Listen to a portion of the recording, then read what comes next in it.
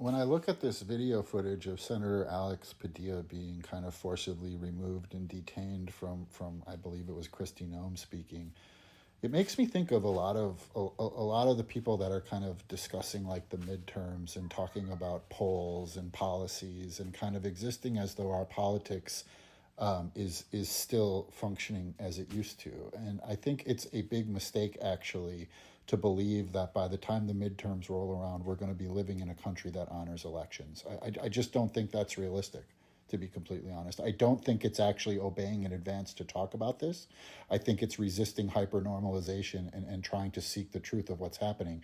Mao Zedong famously said political power comes from the barrel of a gun.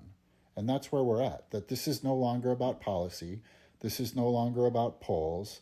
This is no longer about punditry. This is about raw political power.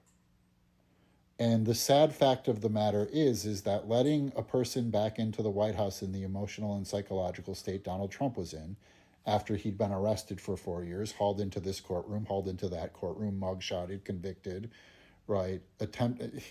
There was one thing that Joe Biden had to do, which was hold him accountable for the insurrection that we all watched on TV, and prevent this from happening, and he failed. And so now that we have these people in the White House, all bets are off. But that's the reality. People thinking that like talking about kind of Donald Trump's day-to-day political wins and losses are missing the point. What Mao said is true. Political power comes from the barrel of a gun. We live in an oligarchy now. The idea that there's going to be some midterm election that's going to go off fairly and that's going to somehow change the balance of power in this country misunderstands how power is now working in this country, where the checks and balances are gone, the separation of powers are gone.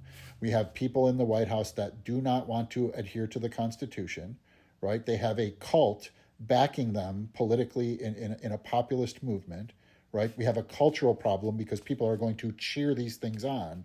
And the idea that somehow, then we have all these reports coming out about what happened in the last election. If the Democrats couldn't prevent that sort of fuckery while they held the office of the presidency, try to imagine what it's going to look like in 2 years. And that's not even talking about the power of AI to create imagery that can shift elections.